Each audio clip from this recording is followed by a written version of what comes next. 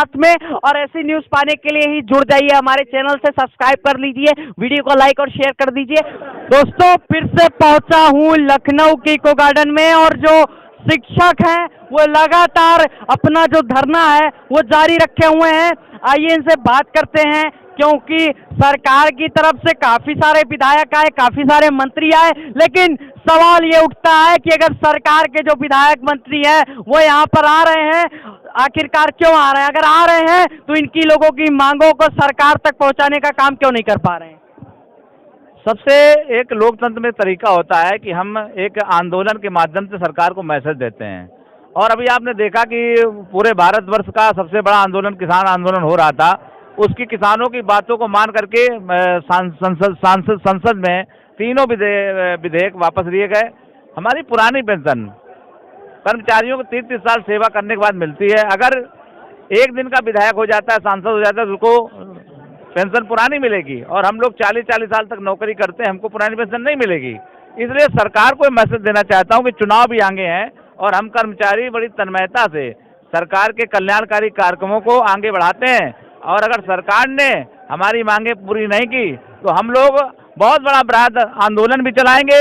और लोकतंत्र में हमारा भी संख्या बल कम नहीं है, हम इस सरकार को सबक सिखाने का भी काम करेंगे। धन्यवाद। अच्छा, सरकार को सबक सिखाने की बात आपने कही है, लेकिन इसके पहले की चाहे जो सरकारें हो, चाहे वो सपा सरकार हो, चाहे वो बसपा सरकार हो, किसी ने भी आपके हित में नहीं फैसला लिया जी। तो ऐसे में क्या कहना चाहेंगे? योगी सरकार से उम्मीदें थी, लेकिन उम्मीदों पर खरे नहीं उतर पाए। बिल्कुल, जैसे ये कहा जाता है कि ये डबल इंजन की सरकार है, और डबल इंजन की सरकार की ये जिम्मेदारी है कि अगर प्रदेश का शिक्षक कर्मचारी सुखी नहीं होगा, उसकी पेंशन बहाली नहीं की जाएगी, तो आखिर हम किससे उम्मीद करें? पहले की सरकारें कहती थी कि केंद्र में हमारी सरकार नहीं है, राज्य में हम कुछ करेंगे तो केंद्र की सरकार नहीं मानेगी। लेकिन आज तो डबल इंजन की सरकार है, जब सारी चीजें हो रही है, और इसी सरकार ने जो आज केंद्र में सरकार है, उसी सरकार के आदरणीय अटल बिहारी वाजपेयी जी प्रधानमंत्री थे, और उस समय वित्त मंत्री जेटली जी हुआ करते थे, और पुरानी पेंशन को खत्म किया गया।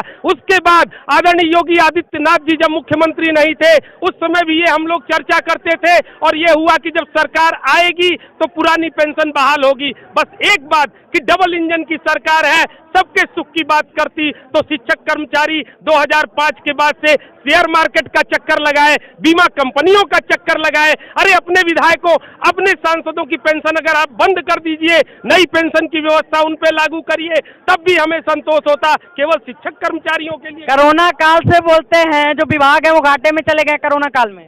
मैं मानता हूं, लेकिन अगर अर्थव्यवस्था का पैरामीटर देखा जाए तो अब तो अर्थव्यवस्था हमारी धीरे से पटरी पे आ रही है, लगातार पटरी पे आ रही है। गांव में आप लोग पैकेज दे रहे हैं, किसानों को राशन दिया जा रहा है, कर्मचारियों को छोड़ करके बाकी सबके लिए आप पैकेज दे रहे हैं। लाखों लाख वित्त विहीन शिक्षक एक भी रुपया नहीं पाए, आखिर उनकी क्या खता थी? शिक्षक कर्मचारियों की क्या खता है? पुरानी पेंशन व्यवस्था लागू करिए, 2 महीने, 4 महीने, 6 महीने लीजिए, जब अर्थव्यवस्था सही हो जाए तब जाकर के उसे लागू करिए। एक बड़ा सवाल उठता है, शिक्षा के स्तर पे सवाल उठा देते हैं। कहीं ना कहीं जो और राज्यों, चाहे जो दिल्ली का शिक्षा स्तर हो, चाहे और भी राज्यों का जो शिक्षा स्तर हो, वो कहीं ना कहीं उत्तर प्रदेश का जो शिक्षा स्तर है उससे बेहतर बताने की कोशिश करते हैं। इसमें क्या बोलेंगे? देखिए, बिल्कुल ये सही बात आपकी हो सकती, लेकिन एक शिक्षक के रूप में इस बात को मैं सिरे से खारिज करता हूं, क्योंकि हम लोग लगातार इधर पिछले 5 या 10 सालों का अगर देखा जाए, हम परेशान थे कि प्राथमिक विद्यालयों में शिक्षक नहीं है, हम परेशान हैं कि माध्यमिक विद्यालयों में शिक्षक नहीं है। आज प्राथमिक के शिक्षक विद्यालयों में आ गए, और प्राथमिक की शिक्षा की व्यवस्था और गुणवत्ता पूरे देश में हमारी आज कॉम्पिटिटिव हो गई है। इसी तरह से माध्यमिक विद्यालयों में शिक्षक नहीं थे, अब आने शुरू हुए हैं। हम उम्मीद कर रहे हैं कि वहां भी व्यवस्था सुधरेगी, और यकीन मानिए कि अगर देखा जाए टीचर पीपुल रेशियो टीपीआर पूरे प्रदेश को देखा जाए तो देश स्तर पे हमारा कम है। आज अगर टीपीआर को मेंटेन करें, पूरे देश में सबसे अच्छी शिक्षा व्यवस्था आज हमारे सरकारी विद्यालय दे रहे हैं, रिजल्ट सबसे अच्छा है। बस आप आधारभूत सुविधाएं विद्यालयों को दीजिए।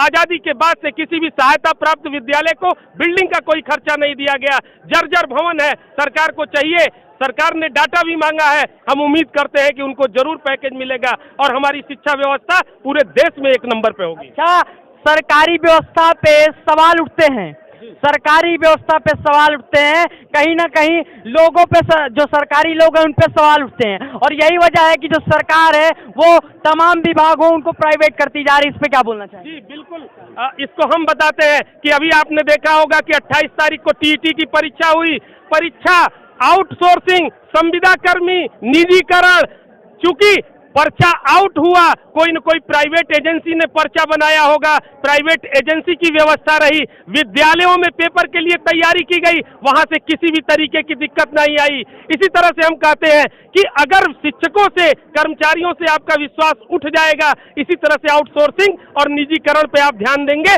तो इसी तरीके की बड़ी से बड़ी विसंगति होगी, और इसको शायद हमारे सारे साथी जानते हैं, आप लोग इसकी गवाही देंगे।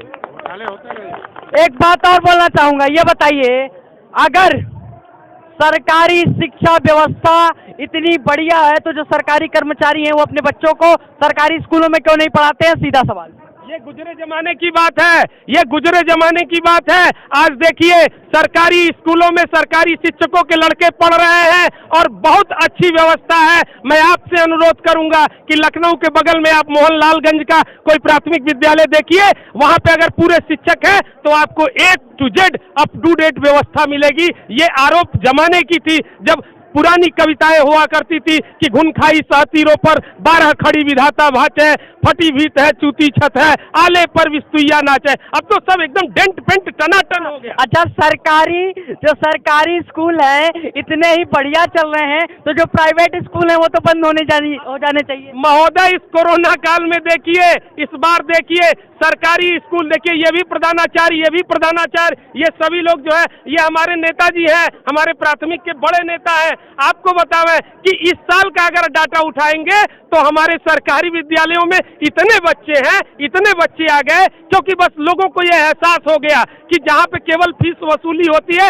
वहां बच्चों को नहीं भेजना है, जहां पे शिक्षा गुणवत्ता परक हो रही वहां भेजना है। आज सरकारी स्कूल चमक रहे हैं, पूरे बच्चे दमक रहे हैं।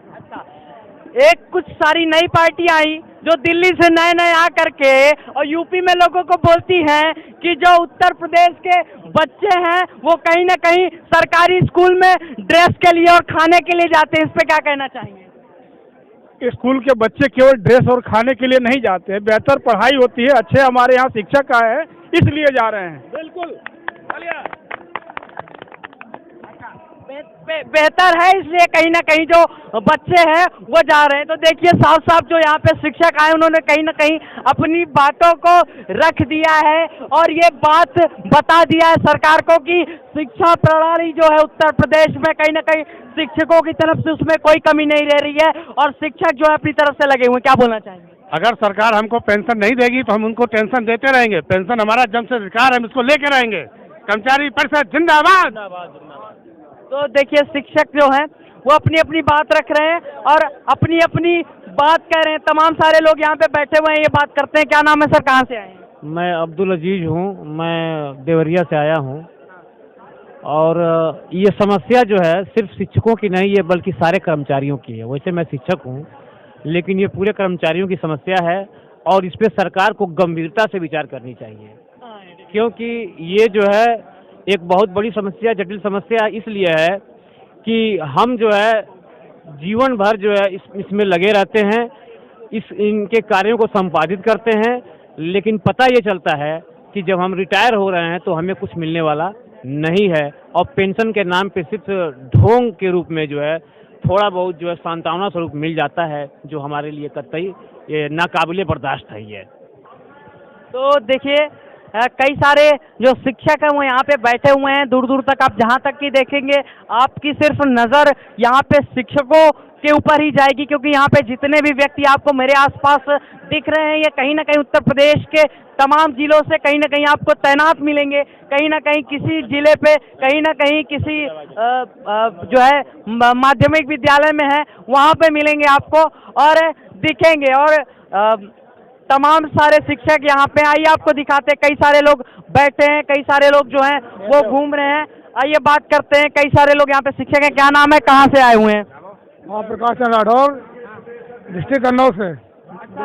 कन्नौज से आए हैं और कन्नौज से कैसे आए? सबसे पहला सवाल। हम लोग बस से आए हैं। बस से आए हैं। और ये बताइए, किसी सरकार ने आपकी जो पेंशन है वो बहाल नहीं की, तो उम्मीद किससे लगा रहे हैं आप? अब जो है इसी सरकार से हम जो लगा रहे हैं, योगी सरकार से उम्मीद लगा रहे हैं कि जो है ये हमारी, क्योंकि सरकार के तो गिनती के 2-2.5 महीने 3 महीने और बचे हैं। ये हमारी पेंशन अगर बहाल करेंगे तो हमको आगे बढ़ाएंगे, आगे भी इन्हीं को बढ़ाएंगे। अगर हमारी पेंशन बहाल मान लीजिए वादा करके छोड़ दिए तो फिर जो है कोई बात नहीं, आगे देखेंगे। वादा करके चले जाते हैं, क्योंकि आजकल जो नेता लोग हैं वो वादा बहुत करते हैं, बातों से ज्यादा वादा करने लगे हैं। तो वादा पे विश्वास रह गया कि नहीं? अब हाँ, विश्वास तो करने पड़ेगा भी। बोले जिंदाबाद जिंदाबाद वादा पे भरोसा है कि ठीक, हम तुम्हारे वादे पे भरोसा है कि नहीं सरकार की? सीधी बात, करना तो पड़ेगा ही, करना पड़ेगा भरोसा। पहले की सरकारों ने भी वादे किए थे, उनके वादों का क्या हो गया? पहले की सरकारों ने वादे किए, अगर उन्होंने वादे नहीं निभाए उनको अलग उठा के फेंक दिया। अगर ये वादा करके कुछ वादा करेंगे और नहीं करेंगे तो अभी तो अरे वादा तो छोड़िए, ये तो सब कुछ प्राइवेट करते चले जा रहे हैं। प्राइवेट उसी का नतीजा, जो भीड़ ये देख रहे हैं, ये जो जनसैलाब उड़ा, उसी का नतीजा है। उसी का नतीजा है कि इनको चेक देना चाहिए और कर्मचारी शिक्षकों की मांगे मान लेना चाहिए। यही वजह है कि जन सैलाब जो है वो यहाँ पे पहुँचा हुआ है। कई सारे उम्र दराज टीचर यहाँ पे, कई सारे युवक है। क्या नाम है, कहाँ से आए हैं? हम कन्नौज से आए हैं। आपसे बस इतना कहना चाहेंगे कि जैसे एक व्यक्ति सांसद बन जाता है 5 साल के लिए, उसकी आजीवन पेंशन हो जाती है। यहाँ पर पूरा जीवन दिया जाएगा, ठीक है। और जो भविष्य का निर्माण करने वाले युवाओं का निर्माण करता है, अगर उसी का भविष्य उज्जवल नहीं होगा, उसे पेंशन नहीं मिलेगी, तो वो कैसे आगे बढ़ेगा? आप अभी युवक लग रहे हैं, तो ये बताइए आप कब से आपने ज्वाइन किया? मुझे ज्वाइन किए 1.5 साल हो गया है। 1.5 साल हो गए ज्वाइन किए, तो ऐसे में तो जो एग्जाम है वो बहुत मुश्किल से निकला होगा। टेट, सुपर टेट, कई सारे एग्जाम हुए। कितने एग्जाम देकर निकाले आपने? सर, जितने एग्जाम होते हैं, टेट, सुपर टेट, सभी दिए गए एग्जाम।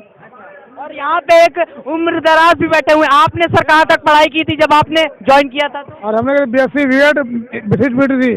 अच्छा, तब आपने ज्वाइन किया था। तो देखिए, कहीं ना कहीं जो शिक्षा प्रणाली है, जो शिक्षा का स्तर है, वो भी अलग अलग है, क्योंकि अब भर्तियां जो है वो नए पढ़ाई से हो रही है। और पहले के ज़माने में जो B.Ed किए हुए लोग होते थे वो कहीं ना कहीं ज्वाइन करते थे, और अब जो लोग हैं वो टेट और सुपर टेट करते हैं। तो क्या लग रहा है कि पहले मुश्किल था कि अब मुश्किल होता है कर्मचारियों के लिए? अब मुश्किल तो बहुत होता जा रहा है। और जैसे जैसे आप देख रहे हैं कि अभी टेट का पेपर था, कितनी मुश्किल से लोग आए थे और वो चले गए। ये बात बहुत अच्छी रही कि सरकार ने टेट का पेपर कैंसिल करके तुरंत नई डेट दी। लेकिन आप एक बात सोचिए कि यदि आप पेंशन नहीं देंगे तो एक व्यक्ति अपने अंत में 80,000 पेंशन पाएगा। बढ़ाने की बात तो दूर, उल्टा इन्होंने जो शिक्षा मित्र थे उनकी जो पेमेंट 40,000 थी उससे घटा करके 10,000 कर दी। तो ऐसे में कैसे आपकी पेंशन बढ़ाएंगे? सर, सरकार के ऊपर निर्भर है कि उन्होंने सीधा कहा था कि आप पेपर पास कीजिए और नौकरी लीजिए। जिन शिक्षा मित्रों ने पेपर पास किया उनकी गवर्नमेंट जॉब लग गई, ठीक है। हम यहाँ पर ये कहने आए कि जो शिक्षक बना है उसे उसकी आजीविका के लिए जब वो रिटायर हो, पेंशन चाहिए। आप खुद बताइए, 80,000 आपको मिले और उसके बाद जैसे ही आप रिटायर हो आपको मिले 1,500, जो कि न्यू पेंशन स्कीम में मिला है, तो क्या होगा? आप चला पाएंगे? सरकार जो है वो ये कहती है कि कहीं ना कहीं सरकारी व्यवस्था को नहीं संभाल पा रही है, इसीलिए तो प्राइवेट कर दे रही है सब कुछ। ये भैया, प्राइवेटाइजेशन के चक्कर में हम तो चाहते हैं सरकार भी प्राइवेट वाली चलनी चाहिए अब आगे से। जिस तरह से सारी सरकार जो है, सारे विभाग हमारे प्राइवेट होते जा रहे हैं, तो आने वाली सरकारें भी प्राइवेट होनी चाहिए।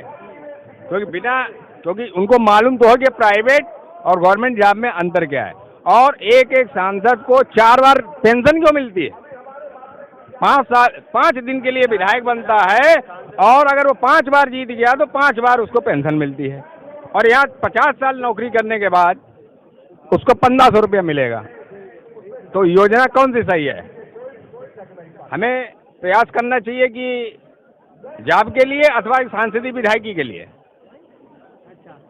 तो ये बताइए कि अगर सांसद विधायक इतने ही पसंद है, सांसद विधायक की नौकरी इतनी बहुआ, तो अपने आप को जनप्रतिनिधि बताते हैं, कहते हैं हम जनप्रतिनिधि हैं, हमको लोगों ने चुनकर भेजा है, इसलिए कहीं ना कहीं वो लाभ लेने की कोशिश करते हैं और प्रशासन में भी रहते हैं। फैसला जनता करेगी ना आगे। अगर भैया शिक्षक राष्ट्र निर्माता है, वो उसकी तो पेंशन होनी चाहिए ये कर्मचारियों की। ये तो 5 साल के लिए आते हैं, हम लोग तो 40 साल 30 साल 40 साल सेवा दे रहे हैं, तो हमारी जरूरी उनकी। देखिए एक बार इनके लिए तालियां बजा दीजिए, इन्होंने बहुत अच्छी बात कही है कि जो शिक्षक है वो राष्ट्र का निर्माण करता है और किसी भी राष्ट्र की पहचान इसी बात से होती है कि कहीं ना कहीं उस राष्ट्र के जो शिक्षक है वो कैसे हैं, इसी बात से पता चलता है और यही तय करता है उस राष्ट्र की जो शिक्षा प्रणाली है, यही तय करती है कि उस राष्ट्र के जो शिक्षक है वो कैसे हैं। क्या नाम है, कहाँ से आए हैं? सत्येंद्र सिंह यादव, कन्नौज से। कन्नौज से आए हैं, क्या बोलना चाहेंगे सरकार को? हम केवल ये कहना चाहेंगे कि हम बुढ़ापे में सम्मान से जीना चाहते हैं, क्योंकि मेरी मम्मी की सेवा इसीलिए हो रही है बुढ़ापे पे कि उनको मिलती है, नहीं तो हमने बहुत लोगों को रोते हुए देखा है। तो बुढ़ापे पे अपनी इज्जत से जीना चाहते हैं, बस इसलिए पुरानी पेंशन की मांग है। तो देखिए जो मुख्य मांगे हैं उनमें से पेंशन बहाल करने की मांग जो ये शिक्षक हैं वो कर रहे हैं। तब तक के लिए दोस्तों मिलते हैं अगले वीडियो में। अगर चैनल नहीं सब्सक्राइब किए हैं तो कर लीजिए। तब तक के लिए जय हिंद, जय भारत।